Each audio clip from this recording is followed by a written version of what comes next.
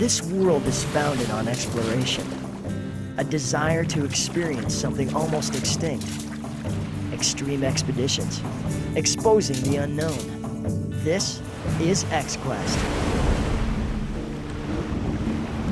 Meet Frank Wolf, Todd McPhee, and Keith Clapstein, 3 Canadian adventurers attempting to circumnavigate remote Graham Island on Canada's volatile west coast. The weather can really kick up out there.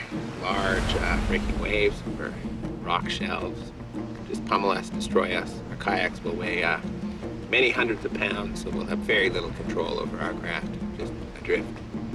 Starvation, death, dismemberment, it's all there, Graham Island. It's a 430-kilometer voyage, rift with major swells, jagged rock cliffs, devastating Pacific storms, and even some sea creatures from the deep. There's a good reason people just don't do this. It's a dance with death. It's my passion. Often your passions can kill you.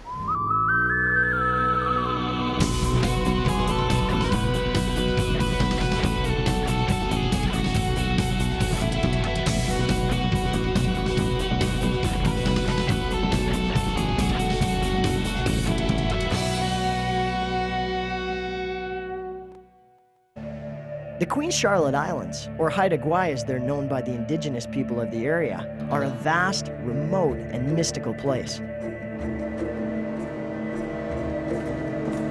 But on this calm and sunny day, there's no palpable sense of fear. These 3 adventurers are full of good cheer, ready to jump into a big water adventure. They'll start out from grandly named Queen Charlotte City on Graham Island, a logging and fishing village of some 600 people. It's here where the real test of courage, ability, and camaraderie begins. I'm making a comfortable seat. For 32-year-old Todd McPhee, paddling in the open ocean is no cause for alarm. The pleasure pod. He's a seasoned professional. Together with Frank Wolf, they paddled across Scandinavia in the summer of 2004, surviving the trip and each other. Adventure travel is in Frank's blood.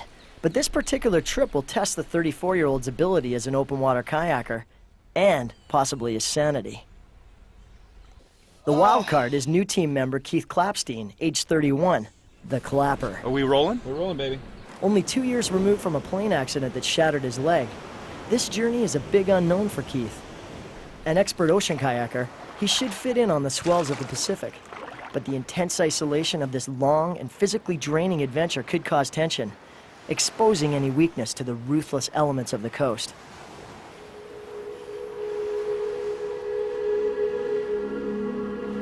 The Haida totems have seen canoes come and go from these beaches for centuries, but probably never a crew like this. Checking the weather report. And sounds like it will be nice until tomorrow evening, if they're right. For adventure-hungry guys like Frank and Todd, the chance to put another expedition notch in their paddles is what they live for.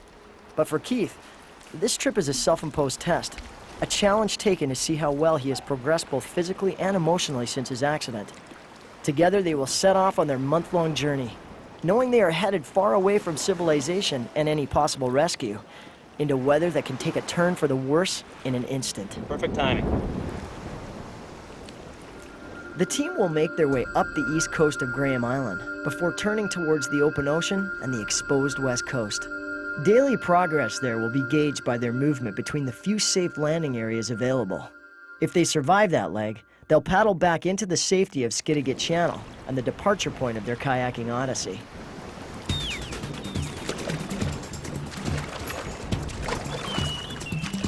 It's 430 kilometers, the route we've measured. Queen Charlotte City to Queen Charlotte City. So, all things being equal, I'd say about 21 days, 3 weeks is a pretty good estimation. It could be 2.5, it could be 4. So it's all up to Mother Nature. And Hecate Strait is kind of rated the 4th most dangerous body of water in the world because it's very shallow, and when the wind kicks up, it kicks up steep waves. I think the biggest thing you take for safety is your knowledge. We've got VHF radios, we've got a first aid kit, We got some throw lines, some tow systems. I think there's even a knife in the boat somewhere.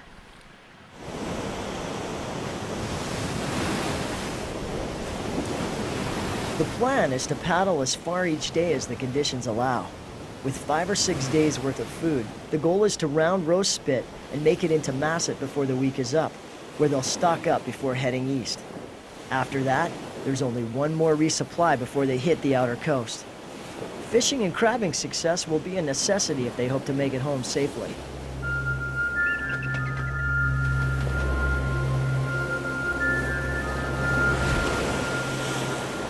It's early in day one, and already the sea is taking its toll. Work it out with the knife here. How many rocks are in there? Thousands, I think. Our skegs, which keep the boats going straight, especially with a side wind, are jammed up with rocks already, and they're not working. So we've got to figure out some way to get them going before we get into the really big stuff.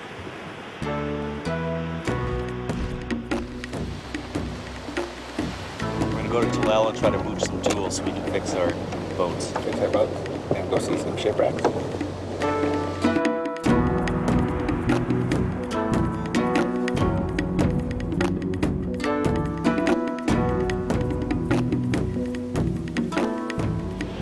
Okay, so we're here just around Tulel, and the whole landscape's getting much sandier and flatter. There's a bit of a steeper beach here, so likely to get wet when you come in. Keith is going to demonstrate now for us how it's done by a professional. I've had some injuries to my lower leg. Little aviation accident, small plane, big hole, middle of nowhere. 22 months now, almost. 5 surgeries.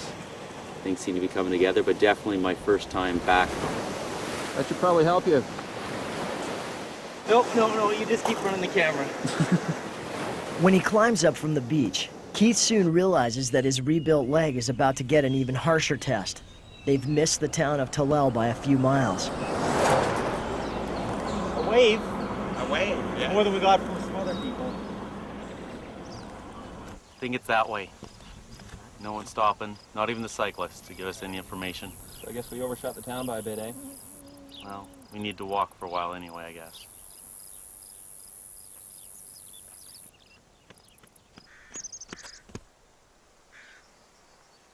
We've definitely walked much, much further than anything I've ever done in the last 2 years of my life. At last. It's madness, I tell you. It's madness. All right, so we procured this drill from the friendly massage therapist in Tulel. And this is the repair we need. So we're going to put a little string in this hole I'm drilling, and then we can manually pull down the skeg whenever I need it. Yeah. Can we also see your forehead? What's wrong with my forehead? What does it look like? Just bend down a bit. Oh yeah, there it is. A little bit of welt action from the boys. The black flies. Don't like black flies. Welted you good. For dinner today, gentlemen. If you ask the black flies, it's Todd. Yes. Cod McPhee with a side of beef stroganoff. The stop for repairs has cost the team some time, I'd rather eat my stroganoff. but the strain on Keith's leg and his psyche could cause big problems for the remainder of the trip. So far, he seems to be taking it in stride. Todd, Frank, and Keith are only days into their month-long kayaking journey around Graham Island on Canada's west coast, but the little delays are starting to add up.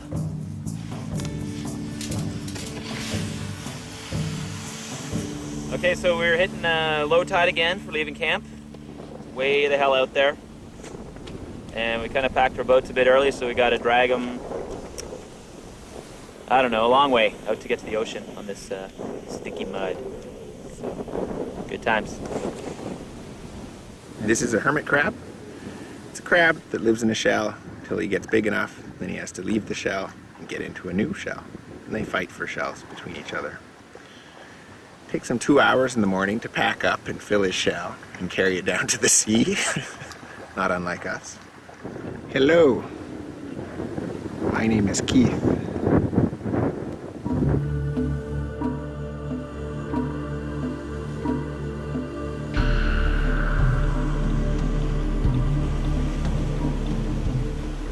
A short distance up the beach, they find an eerie reminder of the realities of boating in these hostile waters. Sunken barge. All right, so behind me here is the Pasuto, which is a barge that in 1928 rammed against the shore here and got stuck in a big southeast gale storm. It's been here ever since, and as you can see, the sand has kind of built up and built up and built up around it until it's basically almost buried it and only the end of the boat sticking up here. With no gale force winds in the forecast, the guys don't have to worry about their boats being stuck in the sand for eternity. They have other things to worry about, like sinking. Well, we pulled into shore to take a look at the Pasuto, a wreck. And I popped off my back hatch. The boat was filled with water, the stern compartment, holding all my gear. So we have to fix it, or I'll sink. So what do you think the problem is?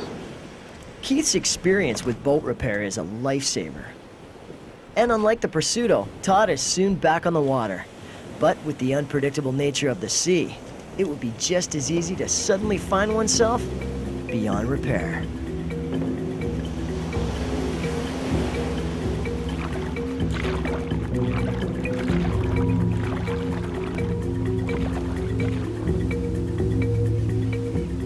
McPhee, where's the clapper? He's off wandering around naked.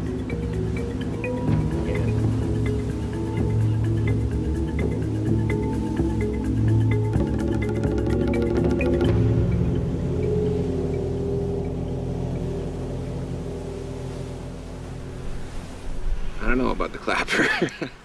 I don't know. I'm trying to make a trolling device because I don't have a rod, so if a fish gets on, it can take some of the tension when it's tugging instead of just breaking the line. I'm not exactly sure how, though. Todd has definitely got an angrier side than myself. And he's also definitely more physical and probably more able to deliver the crushing blow than myself. So when it comes time for the killing, the bashing, it's going to be Todd McPhee. The group heads to sleep, with Todd dreaming of bashing some big, tasty fish.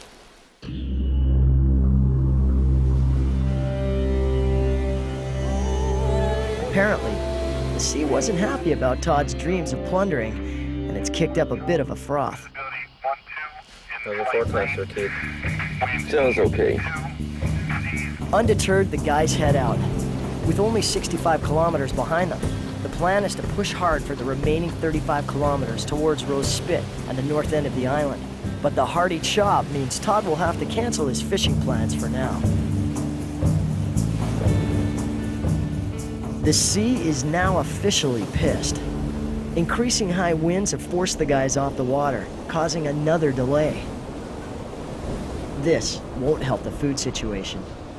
It's comforting to know that this, apparently, is the easy part.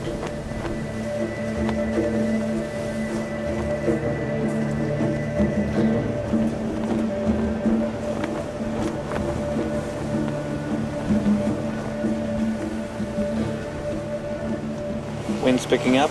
It's supposed to be gale force tomorrow. Good night.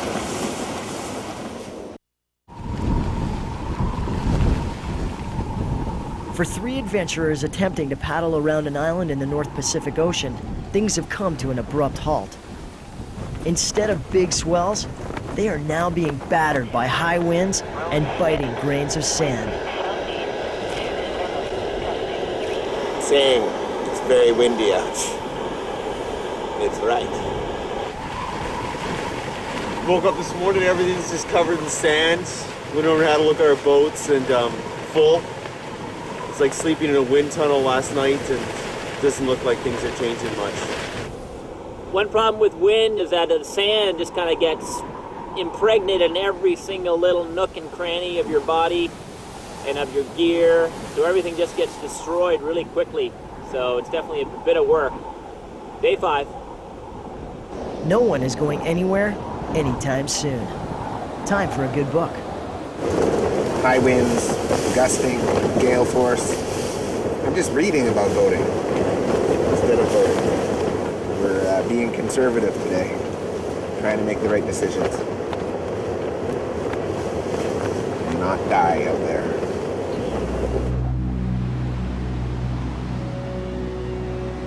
All they can do is wait and watch. Watch and wait.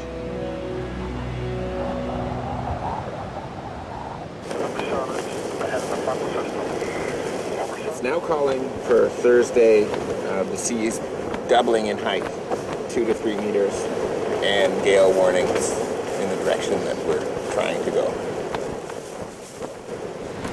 No, Gale is not an ex-girlfriend looking for revenge, but it's actually a measure of weather that means winds over 40 knots per hour and 18-foot seas. Branches break off trees, cars veer off the road, and kayakers stay huddled in their tent. One thing's certain, this tent is not going to be sufficient cover if the storm picks up, but their outdated maps provide no helpful clues. We have been using topo maps made in 1965 to navigate up the coast here. Lots of erosion, lots of changes. So we camped last night, about a kilometer down the beach. I ran into some folks tearing up the beach in an ATV, and they said, "Why aren't you idiots in the shelter?" And we went, "Shelter?" And now we're kind of hunkered down here. Todd's cockpit rim is broken, so we've got to fix that. And sounds like the gale's just going to get worse and worse, so it could be here for a couple of days. A good rule of thumb. If you are going to spread resin around another man's cockpit, always wear a protective garment. It's looking hot. Gonna go to a little party here on Fife Beach. He's fixing my kayak in that skirt. And I So he hate doesn't get wrecking resin. clothes with resin. It's my biggest pet peeve. Looking good, Clapper. Feeling good. Todd needs to be easier on his equipment, don't you, Todd? That's right. Once again, Keith is able to fix Todd's kayak, but he can't fix their predicament. They are stuck in this cabin and losing valuable time. I've had enough of not moving. There's a forecast for 40-knot winds. We can't go paddling in 40-knot winds. There's nowhere to go. And Clapper's just fine about that. We have nothing to eat, no snacks. We have pink bottles of juice. It's good. Cottage life. Cottage life. They're not only losing time, they're slowly losing their minds. Have you seen any frogs out here? I've heard some. We're looking for frogs. For dinner. The shortage of food is starting to make the guys jumpy. We know there's frogs. We know we're hungry. We know we're gonna find some. Hunting frogs, you gotta decoy them. You gotta think like a frog.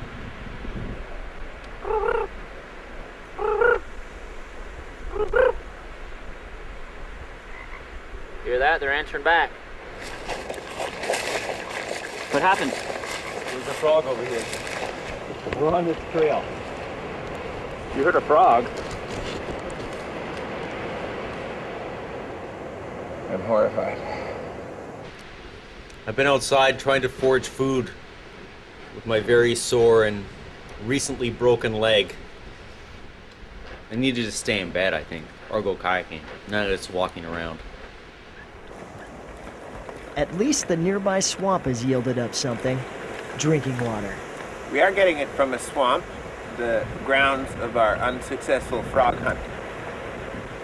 There's a oily sheen to the water, but it pumps pretty well. Looks like coffee. Yes. Delicious coffee. West Coast Charlotte, gale warning continued. Wind southeast 20 to 30 knots. Deteriorating weather conditions. with seas going up from 2 to 3 meters to 4 to 5 meter, which is quite enormous, and gale force winds 40 knots to 45 knots in the North Hecate Strait, which is what we are on right now. We're stuck.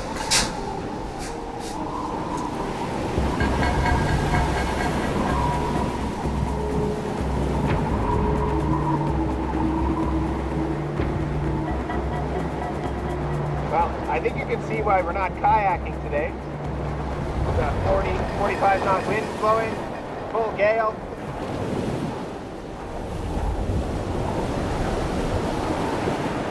It's supposed to calm down this evening, no? We'll see. Boredom.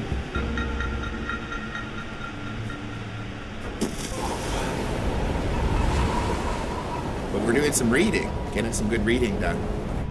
We're gonna run out of words soon, though. Then we'll be reading books backwards. And straight from the middle, outward. Concentric circles. It's a new style of reading.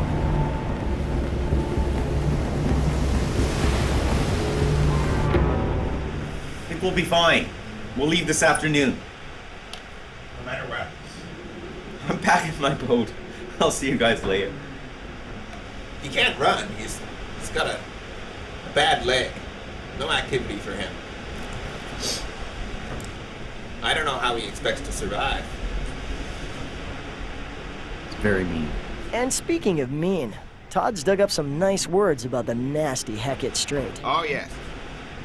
The Hecate is intrinsically ambivalent and polymorphous. She straddles conventional boundaries and eludes definition.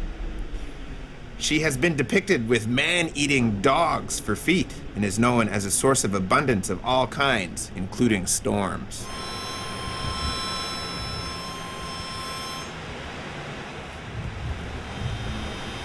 Everyone's definitely getting a little squirrely. Keith's ranting and raving, playing harmonica badly. Todd's just doodling madness into his book. And I'm just kind of wandering around, looking out of the ocean, waiting for some sign of improvement. 4 days now. Waiting, waiting, waiting, waiting. Seems like the trip will never get going again.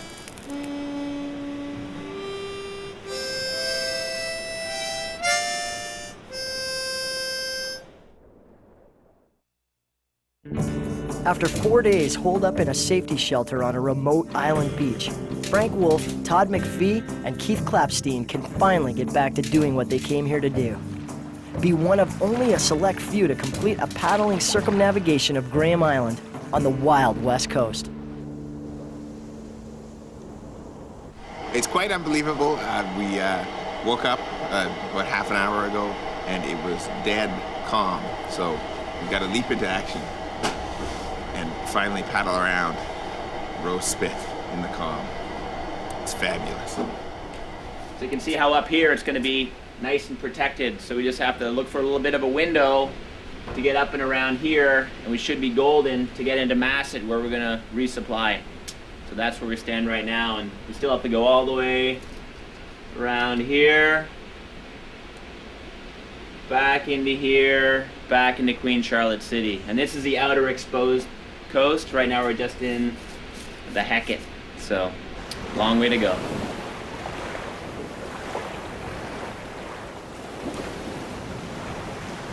If the weather doesn't hold, even the 50 kilometers around Rose Spit will seem like an eternity. The plan for today is to hammer around the spit and then push on towards Masset for some desperately needed supplies. Can't fish because it's too stormy. We don't know how to catch frogs, and we don't have much food left.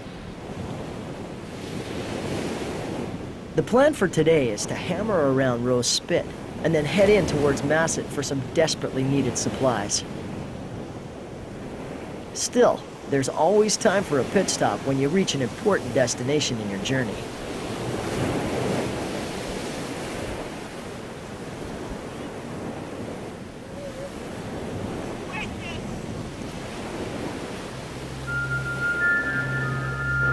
We have just landed on Rose Spit. the main kind of legendary thing about Rose Spit is that the Haida believe that all of humanity sprang from this very point. Basically, when a raven came down and on top of a clamshell and then opened it up, and humanity was released upon the world. So this is supposed to be the birthplace of humanity, according to Haida legend.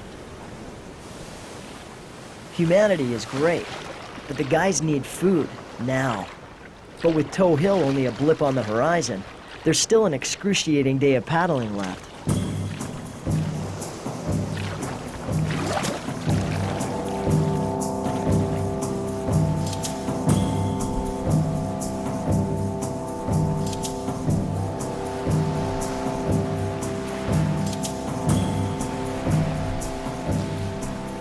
With the setting sun now a reality, Todd realizes they won't make Masset until tomorrow.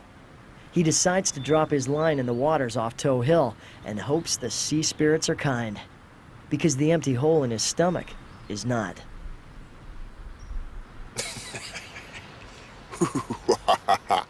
So it's an edible fish, right? Yes, it is. And the meat is along there. Where is it? From there to there. On both sides. Yes. It's a very small amount. And there it is. It's huge. It's not huge. That's good eating for 3 people. Yes, we're going to divide it up with pepper. With a morsel of rockfish in their stomachs, sleep tonight will come a little bit easier. All right, so here we are just coming into Masset Inlet, and about 8 kilometers down the way is the town of Masset, where we've sent some food for a resupply. We'll be heading out and making our way along the top of Graham Island here. This is our last break before 2-3 weeks, maybe more, battling it out on the outer coast.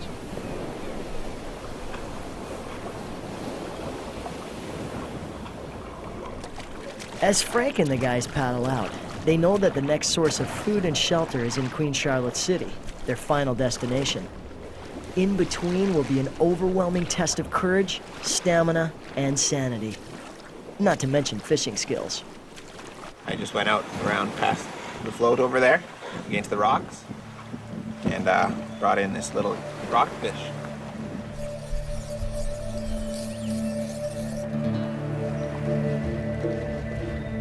Got a fish head, Clapper.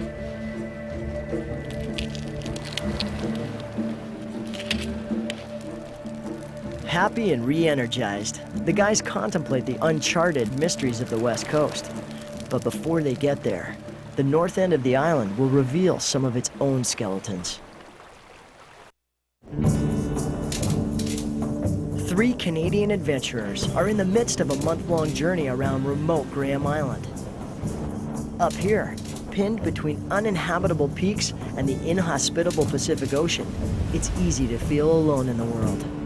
But Haida Gwaii, as it's known to those who've resided here for centuries, holds many reminders of those who have paddled these waters before. Okay, so what we have here behind me is a triple mortuary pole, and it was for Chief Edinsa from 1850.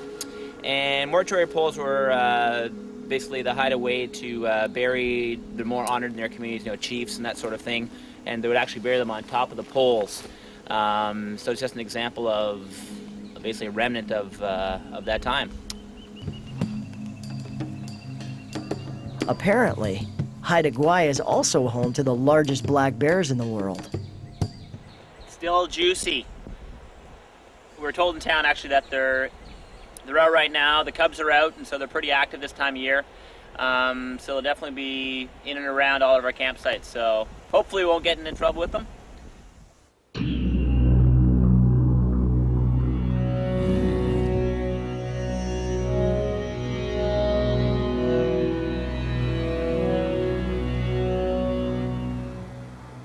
Well, we got within 50 feet of them, and then kind of stood up and looked at me.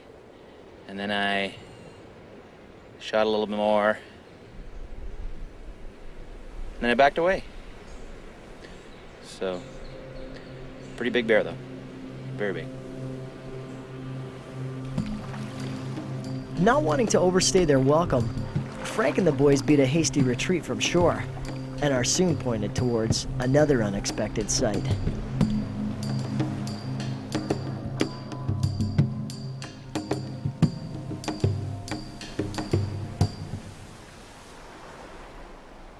So behind me here is something called Pillar Rock. It's a 30-meter high pillar of rock topped in trees. Everything else around has been eroded away and it's all that's left. So it's a bit of a more dense kind of basalt column that kind of rises up, and everything else around it has since been worn away. And now we've taken a really good paddling day to kind of explore and check out the area, which is all part of it too, but you're always kind of conflicted with these two things, kind of like keep on going, make it around, but also you want to see the area and check it out and experience it.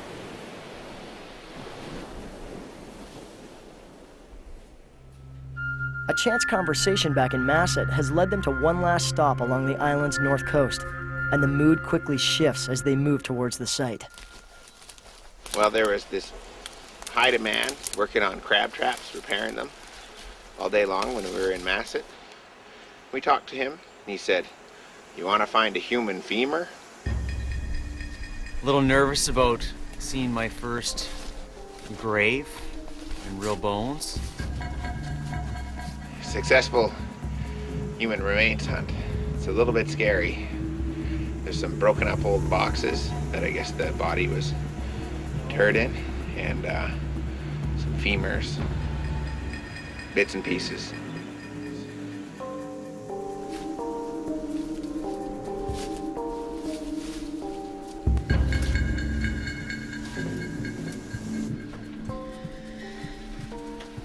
It's been about 100 years or more since the Haida started actually burying people underground. In the past, they would just either put them on top of mortuary poles or have just open burials just in boxes and things like that, not actually burying them. So presumably somebody died and they moved this person's remains up here on the mountainside in the cave. Oh, look at that femur. Look at the head of the femur. Oh my God, that's right where the hip comes in. So this is a particularly rare discovery. A lot of these places have been sort of removed from their original locations and maybe mostly taken overseas for museums. So a lot of artifacts are no longer in their original spots, so that makes an occasion like this even more special, to be able to find something in its almost original condition. Really unique. Very interesting, very eerie. There's definitely a spirit here that that is, yes, quite overwhelming, to say the least. Much respect to those Haida that are buried here. We didn't touch anything, just came to have a look, and now we're heading on our merry way. If the burial site wasn't sobering enough, the heavy swell of the Pacific is sure to change the mood. The team is now in open ocean. The channel between Langara and Graham Island is pretty mellow, coming across North Graham, and you just turn the corner and all of a sudden you're on the wild west coast. And the swells are huge, and there's all these little popping boomers around, these little shallow rocks that just kind of appear out of nowhere, just kind of gripping the paddle tight, going. With hearts pounding, the boys are happy to find the tranquil shelter of Lepus Bay. And Todd is happy to find something else. One of the things that we found today is a crab trap. I think I'm going to try and dig this one out and catch myself some crabs.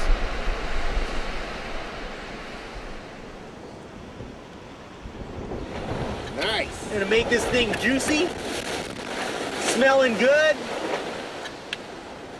The crabs are eating tuna, and we're eating crabs.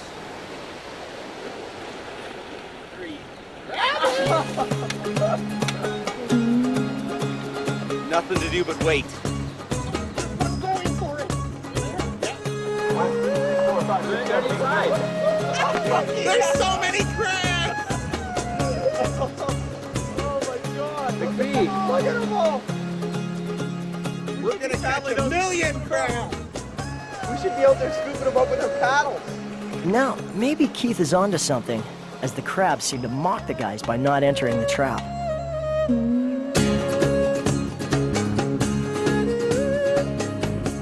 So far, the crabs aren't going in the trap, and the boys are just kind of stabbing futilely at the water. Desperate lunges with paddles. But these are Haida Gwaii crabs, and a little bit too smart for our crew, apparently.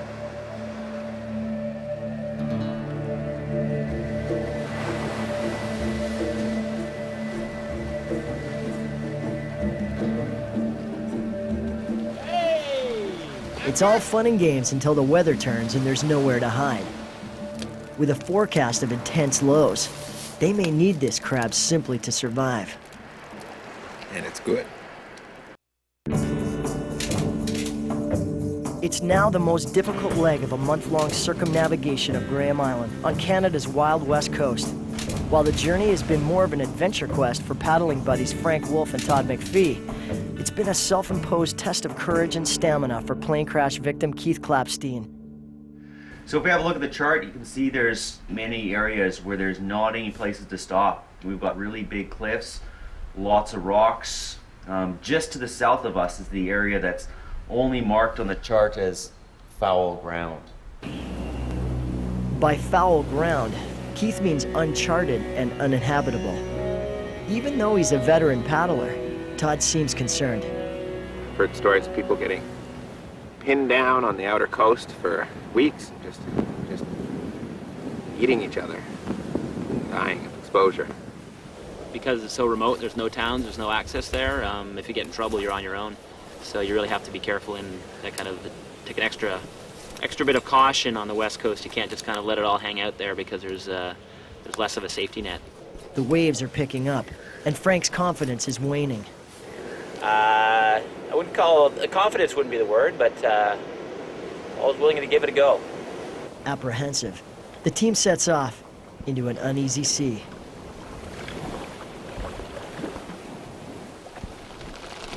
I was feeling a little not dodgy at times, but definitely a little queasy because of all the motion, the rebound waves, the clapidus, and then just kind of waves coming from all directions.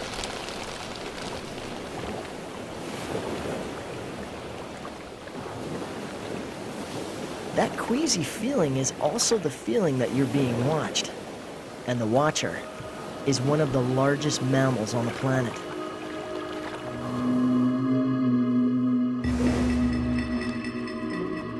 They were going along the coast, and we started tapping our boat to let them know where we were, and they turned into us. They started coming right at us, and a group of 4 of them they didn't breach, but they came out of the water like that.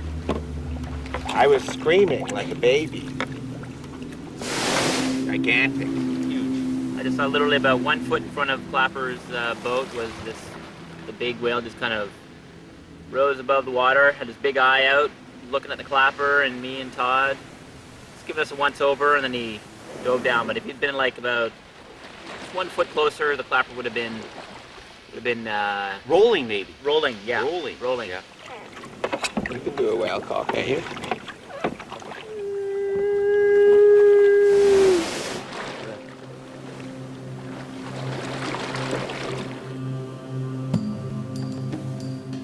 Now we're on Hippa Island. It's a pretty rocky island with just a couple of little pocket beaches that you can pull your kayak into for shelter. If it gets stormy out here, we may spend the rest of our lives on Hippa Island. Macaroon? Yeah. We should be pinned in somewhere by a big storm. But at this point, we've been blessed. We're past halfway down the west coast of Graham Island, which is one of the most notorious paddling islands on the face of the earth. And at any moment, we could just get blown in and have these sudden, 30-footers pounding us into a little cove like this. Do you ever get the feeling that, yeah.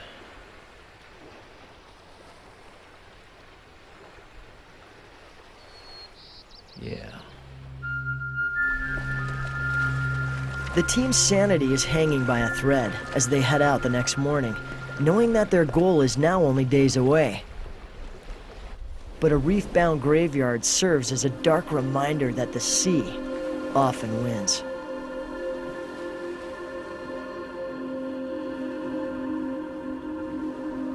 I'm standing at the prow of the Clarksdale Victory, which is a wrecked ship on the coast of Haida Island.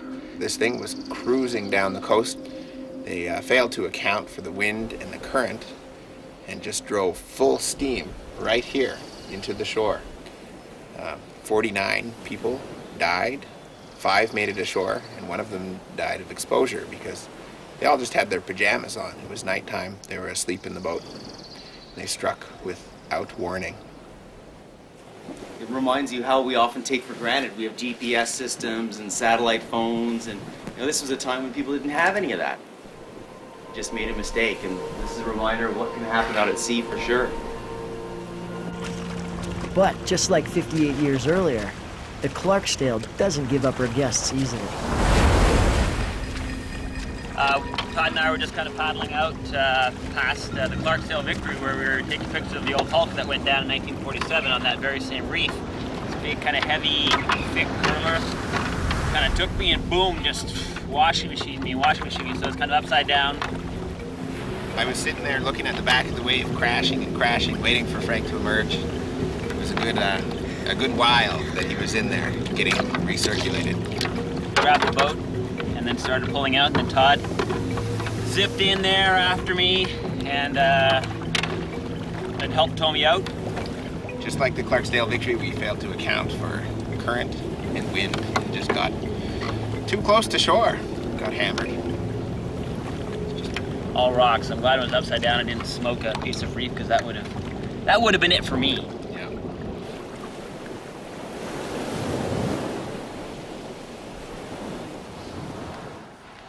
It's a big mission planned for tomorrow. Big day. We start by going across to Steel Point as a warm-up. Then we tackle the largest crossing on our Graham Island trip, all the way across Reynolds Sound, which is huge, the biggest inlet on Graham Island. 320 kilometers or so now. Another 110 to go or so.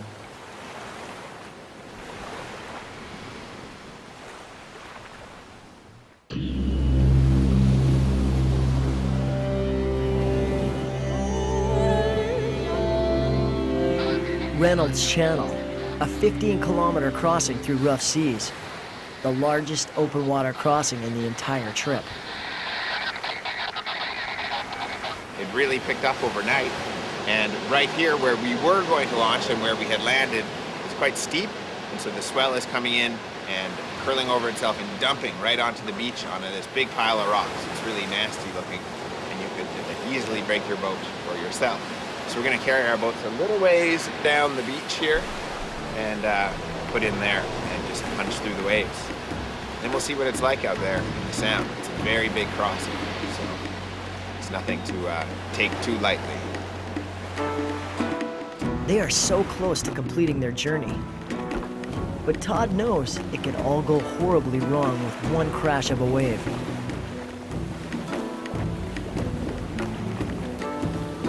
A big long crossing like this, you sometimes have to take a pee. Traditional way for sea kayakers is just to pee in your boat, let it slosh around, wash it out a couple hours later. We pee in a cup. I'll show you. Todd's been the pee bottle supplier. Rebelling against the status quo of sea kayakers, I shredded this bottle and pee in it. I like to keep the edges sharp so that if I share it, the other person won't make contact. And it's kind of exciting. 8 long hours later, the excitement is over. Todd, Frank, and Keith paddle into the sheltered bay, knowing that their goal is only one sleep and a leisurely paddle away.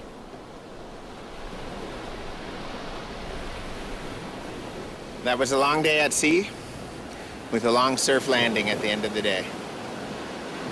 Pretty nice. How many hours of water today? Look at my hand. That will tell you. It's been 8.5 hours, apparently. In fact, it's been 3 weeks.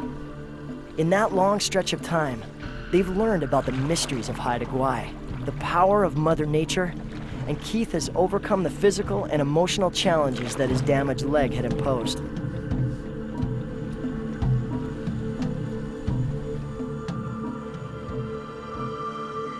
Now, Frank Wolf, Todd McPhee, and Keith Clapstein can kiss the soils of Graham Island, knowing that they've journeyed closer to that fine line that separates life and death as we know it, and have come away intact.